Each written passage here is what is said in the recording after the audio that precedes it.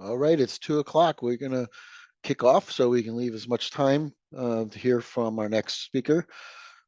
Good afternoon, everybody. It's flying by. I hope folks are having a good conference so far. We are entering our second period of breakout sessions for the first day.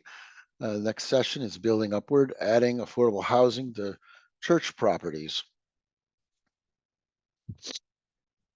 And I just want to quickly go thank our leading sponsor, the Connecticut Housing Finance Authority, our visionary sponsors, Connecticut Department of Housing and Wells Fargo. And we have additional sponsors, Bank of America, D'Amelia, M&T Bank, Webster Bank, and the Melville Charitable Trust. And we're grateful to all of our sponsors who've made this event free, again, for the fourth year. And finally, Investor Housing Enterprises, Inc.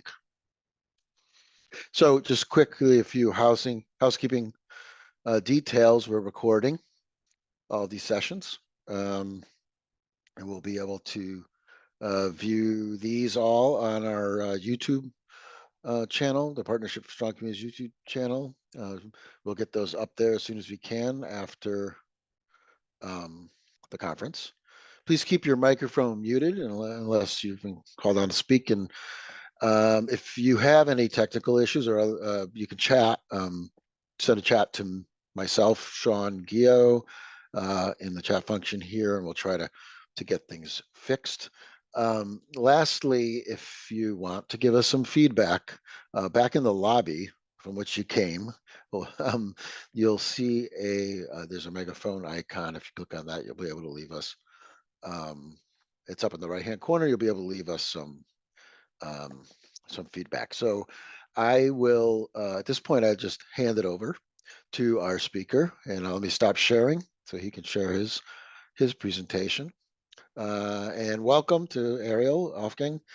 Thank you so much for participating and being willing to speak here at our fourth annual conference. Thank you for having me. It really is great to be here. Thank you, everybody, for logging on and for joining this particular session. Today, we're going to talk about possibilities for partnerships with religious groups and churches for development of affordable housing. A little bit about us.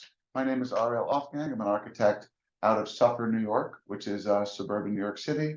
I've been designing housing of all different kinds since 1999, including low-income housing, supportive housing, homeless shelters, market rate housing, condominiums, and hotels, and some dorms.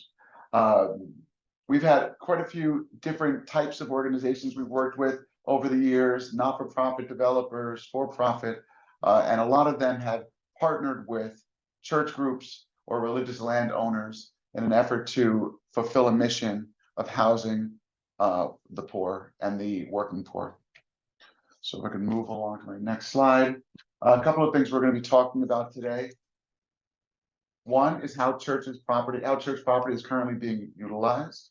Talk a little bit about the different needs we've seen in particular neighborhoods where we build this sort of housing, funding, and how we can get programs to further support these projects. And then I'll close with some examples of projects that we've successfully completed.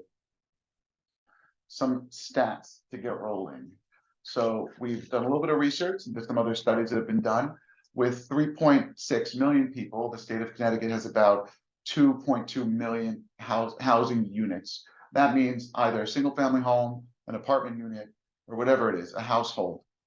So there's good news. The good news is that it seems that from the stats that we found, middle income households are fairly well served with 5 different income bands: extremely low, low, middle income, low, more fortunate and rich people. So of those 5 bands, I'm paraphrasing obviously what they're called, the middle income band is the most well served out of the 2.2 million housing units. So that's good news. What we want to talk about today, though, is the fact that with nearly 200,000 low-income households and extremely low-income households in the state, there are only about 114,000 units. So there's a deficit of around 86,000 units that need to be built if we're going to satisfy the requirements for low-income residents around the state. So talking just a little bit about current utilization of church property. We don't need to hang on to this slide for too long, but Connecticut, as it states, ranks fairly low in church attendance.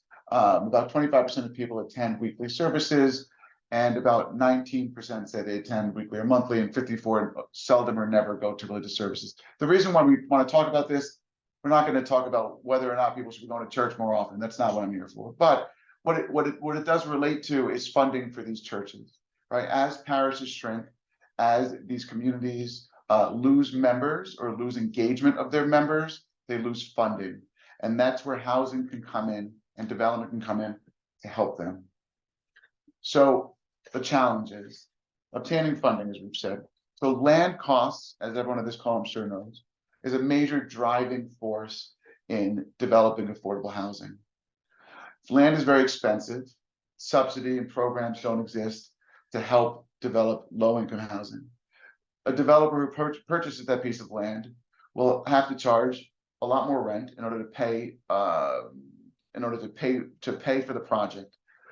What churches have, and what we found, and I am coming from a uniquely New York outlook, which in some ways during the Q&A you guys can, can ask me all the questions you want about New York, and I know it doesn't necessarily relate directly to any of the sites that you all are working on now, but I just want to give you my experience. My experience has been that in the 80s and early 90s, the city of New York recovered a lot of property under tax foreclosure. During that time, it gave away a lot of those pieces of land, sometimes in, very well-trafficked commercial corridors or nice neighborhoods, to churches to build a new home for their parish. So for years, those churches were well attended and well funded by their flock. Now, what we've seen over the past 10 or 15 years is that those pieces of property that they got for free at the time are now very valuable. And those churches are able to contribute the value of that land to a project and become a partner with a private for-profit or a private not-for-profit developer in order to develop that land. So there are complications that come along with that. But there are also a lot of potential benefits, and some of the benefits here are listed under this challenges. You can meet community needs. So now that the church is a partner on the project, they can have a say into how those units are used. So whether it's a mixed income project, fully low income, fully supportive, or any other combination of use, the church is a shareholder essentially, and in making the decisions of what population will be served. That's very important that we've seen, and it's been very effective in a lot of these projects I'm going to show a little bit later. So a couple of just very, very generic options: building on top of existing structures, adaptive reuse, rebuilding, and then this is covered with your faces, partition lot for separate structures. So using vacant lots in order to build new buildings. So we'll look at some options. So this is an example. I'll get more into detail on this project later on, where there was a single-story church on this property in West 116th Street. And then the challenge was to rebuild the church facility with a new modern space that could serve their needs perfectly and add on top. So this is a way of adding apartments or mixed use to a multifamily project, make it a mixed use project with a church. Single family homes we've seen used, well, we personally have not experienced using church property for single family homes. There are examples around the country where churches have excess land. And accessory dwelling units. Accessory dwelling units, we see this as being a possibility for things like parish property. So if there's a property where you have the clergy from the church living on a piece of land, maybe we could add additional units to that land and make those units either supportive housing or low-income housing. There are benefits to adding accessory dwelling units, which are, I'm sure there are plenty of people talking about that at today's conference. Whenever you could take a piece of land that houses one household and turn it into two, imagine what that could do at scale compared to trying to find vacant pieces of property and building new property. Adaptive reuse is another strategy. Adaptive reuse is a strategy by which you can take an underutilized building and convert it into something like housing, either supportive housing, services, or apartments. And then here are some of the benefits that can come along with employing any one of those strategies. As we mentioned, an income stream from the church for the church itself, underutilized land into housing, spearhead community programs, as I noted. Now the church has a built-in population that may be clients for the supportive services and the community programs that are being held at the church. All of this is to further the mission of that particular parish. So here, these are the considerations that we always have to take into account whenever we design one of these buildings. And they come up every time. Whenever we meet with a board or we meet with a pastor, they always want to make sure that they have an individual and recognizable presence. Nobody wants to lose that, particularly if you were a single-story storefront style church in an urban environment, or even more rural or suburban environment. You have a corner of land, you have your church. You want to always be recognizable as being that church. So that's something we always have to take into account. Separation. Separation of uses doesn't just mean physical separation and access to those uses, ingress and egress. It also means sound. Sound is a big consideration. We did a big church in Harlem once that had an enormous sound system. And luckily they shared with us just the extent of their sound system before we finished building the condominium building. It was almost like building over a stadium. So we ended up putting just over 1.5 feet of sound bats. We had to isolate all of their speakers on springs to make sure no vibrations passed into the apartments upstairs. And then preserving any sort of historic structure or elements of an existing church is also taken into account. So possible partners, as we mentioned, we could say not-for-profit developers, private developers, and churches. This is usually the group you see come together. You don't necessarily need both types of developers, but a private housing developer with a church or a not-for-profit developer with a church. Or you may have a situation where there's a private housing developer partnering with the church on the land and a third not-for-profit providing services for those residents. Now I'm going to move into a few project examples. This is a project in the Bronx that we call Victory Commons. What you're seeing here is the ground floor of the project. So just to situate you all a little bit, this is a corner piece of property. There's a street down here and another street that wraps around the corner. These are out parcels. So the challenge on this property was we're only able to build 6 floors total. So we needed to have some apartments on the ground floor, but this was a parish that had really dwindled in size over the years. So they had a big parking lot in the back, they had a large building, and they weren't using the whole building. So they were able to consolidate their uses with the help of a planner from my office onto a single-story facility with an outdoor area, a large sanctuary, a multi-purpose room, adjacent to a warming kitchen, a pre-function space, and of course the required bathrooms. And they've since moved back in. This is plenty of space for the parish size that they have now. Plenty of room for all the different services they'll ever need to have. But then we're able to use the balance of the ground floor for a residential lobby, heading to a residential circulation core, and apartments. So from the outside, the building ends up looking like this. Here, there's a small portion, 4 stories in the corner, going up to 6 floors here.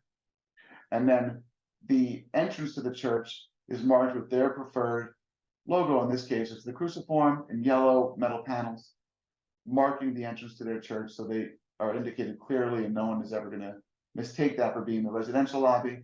And the residential lobby is further down the block.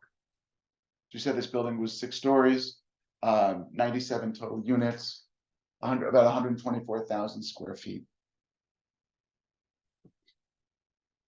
This is a little bit more complicated of a project. This is a project in Harlem on 116th Street where the church did need a lot of space, but they also needed to find some other way to supplement their income, and they wanted to utilize the real estate value that they've had for all those years uptown.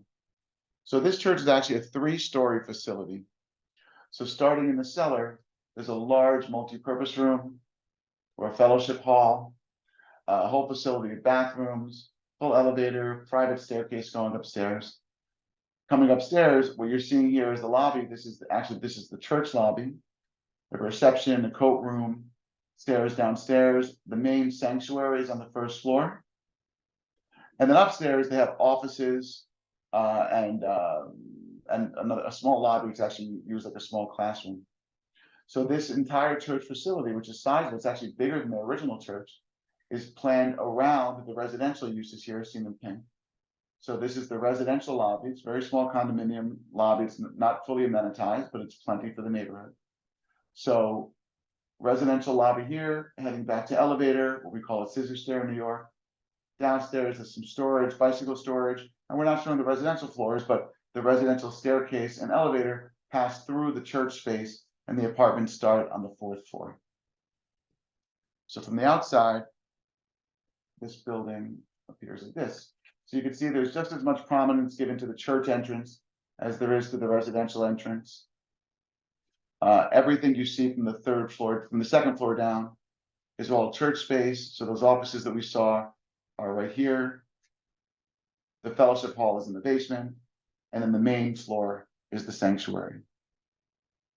This building this building just opened a few weeks ago, 31 apartments, it's 12 stories tall and 64,000 square feet. And we have one more example, and then, or two more examples, and we can go back and have some questions, we'll have some open conversation. This is another job that we did. This was actually another condominium where we have an out parcel shown here. This was a homeowner of a brownstone that was very comfortable in their house. They didn't want to sell. So the church actually owned all of the property around that house. So because of the awkward site plan, this required a little bit more creative planning. Here, the church runs along Morningside Avenue as a main entrance to the main sanctuary. Elevator and stairs that go down, and downstairs they have a chapel used for smaller services and a fellowship hall, plus bathrooms and offices. This building, I don't think we have the floor plan in this package. This building also had on the 2nd floor, there was a full rectory apartment for the pastor and a few classrooms. So the condominium didn't start until the 3rd floor. Around the corner was the lobby, the residential lobby, 2 elevators, package room, mail room. The 2nd floor of the residences, or the cellar floor of the residences, had mechanicals, and then these elevators continued up to the 3rd floor, which were the 1st floor of the apartments. We have a couple of photographs of this one as well. So here you see the entrance to the church. This was still in construction. They actually have signage that they've installed in these 3 panels of stucco. This is St. Luke's. So the entrance to the church is right here. This floor here is the parish for the pastor, a couple of classrooms. Down here are the spaces we saw, and the apartments start on the 3rd floor. You go up. This building got 11 stories, 55,000 feet. The developer of this building really was the builder essentially, and the church owned the entire property for a very long time. So they remained a partner in the building. Here's another view, a little bit tough with the tree, but here you see that out parcel that we saw. This was a brownstone, still is a brownstone, family still lives there. They had to deal with a little bit of noise for a couple of years, but now it's all done and they're perfectly happy with the residential lobby to the east and the church facility to the west and on the avenue, traveling north. So those were 3 examples of where we built around existing church property and rebuilt church facilities. We have one example where we utilized a church building and built on vacant land. So this is the Dayspring Community Center we did for West Hab. West Hab was donated this church. In this case, there was no religious function left when we were finished, just utilizing the property. The church itself and the main chapel became a community center. And on the property, there was a vacant piece of land. So aside from this community center serves the entire community, but also we were able to build, this was the church's parking lot. We were able to build on the parking lot 63 units of low-income housing and formerly homeless housing with 2 floors of parking. So this was a great situation where we were able to pair community facility uses with housing, and West Hab, our not-for-profit client, runs the entire facility. So they open the community center to the neighborhood at large, and they leave and they rent the residences out to people that apply for the units. So that's our short presentation. I'd like to open up now, Sean, if we could, for questions or conversation, and go back to any slides that people want to see again. Uh, absolutely. Folks I'm sorry, folks can, if you can raise your hand as Alexander has, I could see, and Ariel, you can take the questions as you'd like, and folks can unmute once Ariel's called on you. Sure. I don't know if you could see those participants. And then there looks like some folks are also adding questions to the chat. Okay, I'll go through all of that. I have to figure out how to unmute. Oh, here, Alexander, I think is unmuted. Yes, thank you for this presentation. My name is Alexander Kolokotronis. I'm director of the Naugatuck Valley Project, and we're an organization of organizations that includes churches. We've developed limited equity housing cooperatives in the past, and so I have two questions. One, in that capacity, wondering if you've seen examples, current or some past ones relating to churches working with partners and developing limited equity housing co-ops. And second, I'm actually a tenant at a building that is owned by a church.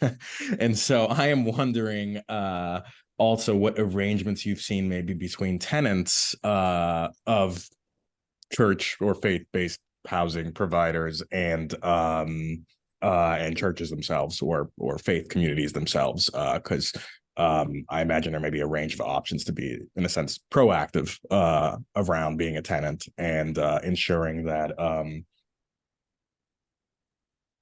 isn't some kind of transition that's harmful to tenants at the property. Sure. Yeah, we actually did. I designed years ago at the St. Philip's Church in Bedford-Stuyvesant in Brooklyn. There's a single-story church with a spire, no interest in changing their existing structure, but next door they had a huge parking lot. Nobody was driving to church. Most people were taking transportation or walking. So we developed a co-op building, residential co-op on their parking lot. It was a 14-story building, and on the ground floor, I think it was one or two floors, we built them a gym facility to use for their programs. So in that case, the developer came in, built the gym facility for them as payment essentially for his portion of the deal on the co-op. Co-ops were sold, and then profits were shared with the church. But management, to transition to your second question, management in all of these projects is usually handled by a private management company or the developer. I haven't seen a situation where the church, even if they might own part of the building, where they actually run the building. Even on low income, they run the services and they might run the lower floors if there's service areas and community spaces, but not the actual apartments. Thank you. That was very helpful. Ariel, there's a question from Will Crummell in the chat. How are property taxes typically handled with these kinds of projects? So the residential units not taxed like the church. That's right. So in the co-op I just mentioned, that became very important, right? Because the lot was always off of the tax roll, being owned by a not-for-profit. It was converted into a for-profit cooperative, but the church retained a facility on the ground floor. So in that case, we had to condominium the property into two. So we had a condo for the church's community facility space and a condo for the co-op. And then the condo upstairs was then chopped up into the cooperative units, and the residential units were taxed according to their income level. So New York, every low income unit has a tax abatement of some kind. It might be a 420C or a 421A or, or some sort of an abatement. But on our mixed income projects, the residential units, if I can show you, I go back to Morningside. So on this project here on Morningside Avenue, the upstairs, the 22 apartments, 20% of them are affordable. So those affordable units are abated on their taxes. The other condominiums are straight market rate condos, and they're appraised based on their value. And in this case, they were taxed accordingly. Some projects that have a 421A abatement, you may have some time on the market rate units until the taxes phase in, but that's unrelated to the relationship with the church. Just to for the Connecticut context, Ariel, and someone who knows more can correct me if I say this wrong. I'm sure there's folks on the call, but at the state level, there's no provision for automatically providing a local property tax abatement. So that's a project by project basis. So In your example, you know, I think part of Will's question is often questions around gaining, you know, tax revenue for the municipality, and so in that scenario, there would be a gain in tax revenue in that condoized scenario, right? Because the private residences would be taxed. Right, absolutely, yes, right. Yep. So it's a trade-off, right? So you're losing the sort of standalone, the benefits of being a standalone structure, a standalone facility. You're gaining some tax revenue, and then, so like what you described is more of like a pilot, right, where every project has to go and negotiate for its payment of taxes, in lieu of taxes. So we deal with pilots all over the state of New York and other places around the country. And that it would be the same situation here. You would just have to show the square footage of the church space.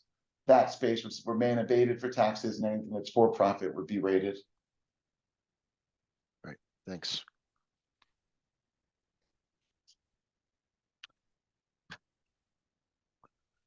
If you have anyone have any, there's a question from Ashley. Ashley, if you'd like to unmute. Yeah, just to follow up on your first response in terms of the churches not being directly involved with the apartments, was that the decision of the churches? Did they say, you know, if you just build it, we'll be happy with the building and the, you know, what comes in from that building? Or was there any pushback in terms of being involved because it is connected to their home of worship? So they're very involved in the planning of the project, from my experience, and we've worked with probably close to a dozen different parishes. The planning of the project, the business deals with my clients, with the for-profit and not-for-profit clients.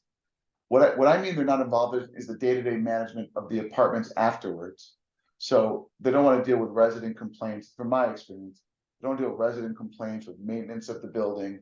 So even though they're a part owner when the project is done, from a structure perspective, as far as how you manage the maintenance, they're one of the residents of the building, right? So if there's an issue with the church, you know, heaven forbid, a leak, something structural in the church, they call the management company that the residents of the apartments also call to deal with that.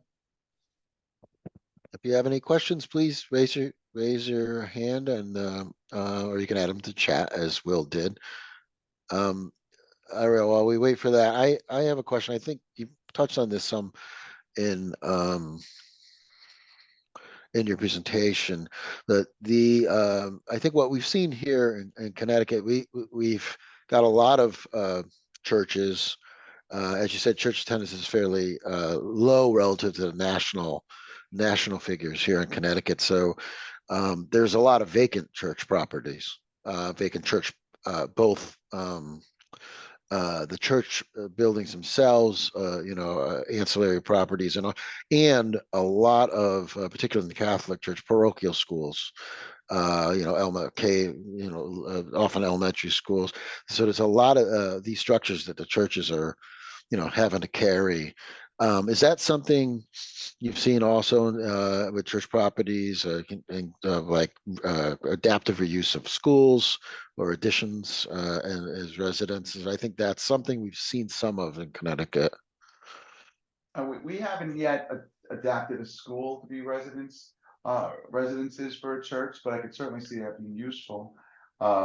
We have seen churches lease out their schools to other educational facilities if they're not using them, things like charter schools or daycare facilities. So there are other uses you can put in those buildings. Sometimes those older school buildings, they might not have a lot of light and air. They might be very deep from a footprint perspective. So it's challenging to just convert into apartments. But it's certainly something that we would look at. What usually it comes before the board of the church when the maintenance of those buildings just becomes onerous from a budget perspective. Even if you're using a couple of the rooms for school every Sunday, and then you've got, you know, 10,000 feet that's just sitting vacant, you still have to maintain it. You still have to keep it clean, to make sure it stays dry. You have to heat it and cool it so it doesn't get mildewy or moldy. So we have seen people try to use those for other, and just lease them out for commercial uses. I think there's another question in the chat. Let's see. From Will Cromwell. Did you follow the recent California law allowing religious institutions to build affordable housing as of right? If you did, do you think that is a good model for other states? You know, I haven't followed that law, but William, if you want to explain to us, and certainly unmute yourself, and I'd love to hear about it. I have not heard about it either. Will did put a link in there, looks like to the legislation. Um, Yeah, no, I mean, I don't know too much about it. I think it does allows it as of rights, religious institutions and higher ed. I think the idea is to get around local zoning codes, and I don't know if you're getting pushback from municipalities on some of this, but I thought it was a interesting tool. They call it their "Yes in God's Backyard" bill. yes. That's a good one. Yeah. Yeah. Yeah. I don't know how you say that. Yigby, I guess, but um, Look, I think there is a trend. There is a trend nationally for states to pass zoning laws, right? When zoning has always been thought of as being something that's much more local, right? Like Florida just passed a law recently, not for churches, I don't think, but for commercial properties to automatically be permitted to adopt any multifamily housing within 1 mile of that commercial property, right? Because they were experiencing what we experienced in New York. I'm sure you experienced in Connecticut. A lot of NIMBY is into anything multifamily. So you can't have projects. We have a housing crisis, and I just came back from a few days at the New York Legislators Conference in Puerto Rico, and the conversation is always about we have this housing crisis. Everybody says is so urgent, but every law we pass tends to create less and less housing, right? It doesn't make a lot of sense. So you need some sort of oversight and some greater good some greater good outlook in states mandating zoning in certain areas where it's not detrimental to residential neighborhoods, or it could be determined to not be detrimental, and you could build multifamily. I think it makes perfect sense. we have a question from Margarita asking if you've partnered with churches in more rural areas, and if so, how have you dealt with zoning? That is, I think that's a common issue in a lot of our suburban and smaller communities. Multifamily housing is very rarely allowed as of right, if at all. Right.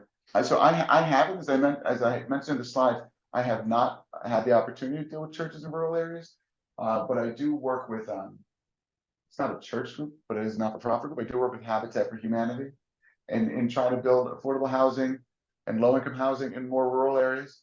And it's very challenging. It's challenging because acquiring the property can be very hard. There was a time when in a rural area, if a property was went up for an auction, very few people would show up, and Habitat, representatives from another not-for-profit, can show up, get the land inexpensive, develop a few houses and sell them to people the way they do with sweat equity and very little money down. But now, because of what's going on around the country with real estate, there's always 2 or 3 developers at every auction, right? No matter where you are. So I do think that there's an opportunity for churches to use their land to develop some single family rural type housing. The issue, of course, is it's the impact, right? The Habitat board that I'm on, it's a rural board. We're up in Rockland County, New York, and we could work 2 years to build 1 house, right? So then you look at something like what Montana did with accessory dwelling units, and adding, or other states are trying to do ADUs, where you can build accessory dwelling units in any single family home. Look at the scale of that impact compared to working with a small church that might be able to build 2 or 3 houses, or a small not-for-profit like Habitat for Humanity. The local affiliates are small, at least, and there is an impact. It's great for that family, but it's not what we want to see. We want to see rules that require more affordable housing on a larger scale. So if every project in a particular place was required to have 10% affordable housing, that's much more impact than just trying to build a couple of houses in a rural lot. But there is an opportunity, and every bit helps. Question in chat from Dorothy. When you partner with a church, who ends up owning the property? How does it work with a church who owns the property outright? So every project that I showed was owned by a church outright, right? So these were all the properties I showed were properties that churches have owned since the 80s or 90s. And at the end of the project, in all of the 3 examples, not Yonkers, where the church wasn't there anymore, but the other 3 examples, all three of them, the church remained as a partner on the building. So obviously, business terms are different on every deal. I don't know all the business terms. I'm the architect, not the developer, but I know for a fact that they were all stakeholders in the final building as well. So what's on the screen now on Morningside, this was St. Luke's. St. Luke's was in the development structure of the condominium. They were one of the owners. It's my understanding they contribute the value of the land as their equity contribution into the project. So churches that are in better neighborhoods that are a higher appraised value for their land might end up owning more of the project, and other neighborhoods might end up owning a little bit less. So there's a question about affordable housing. So what I started with today was looking specifically at the statistics in Connecticut for people who earn between 30 and 50% of the area median income, and housing expense. When we talk about affordability, housing expense should not exceed 30% of that income. That's how we define it in my office. So I had a slide, you can go back. I'm answering a question that was in the chat that says, could you define what you mean by affordable housing, i.e. 10% or 20% of the housing, 80 to 100% of AMI. So we had a slide just with some stats here.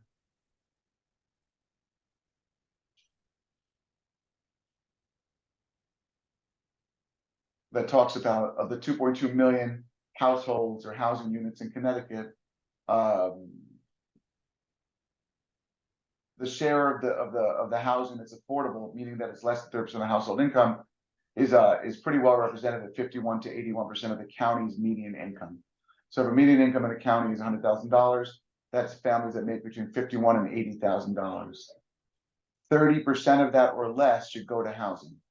That's what is generally considered to be affordability for housing. Where we see the gap in Connecticut is 31 to 50%. And this is just from a study that we found online that was done by Connecticut Housing Assessments.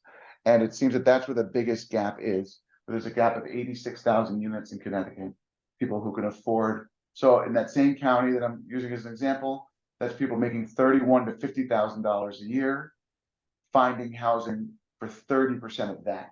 You can imagine how hard that might be.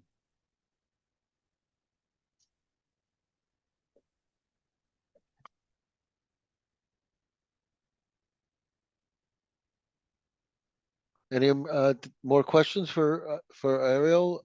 Please add them. You can add them to the chat, or again, just raise your hand virtually.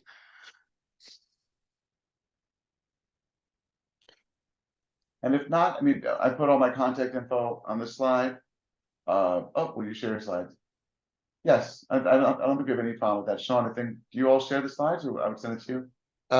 You've given me the slides, so we can share them absolutely, and also, as I mentioned, your presentation will be on our YouTube channel shortly after the conference, as soon as we can get it up there.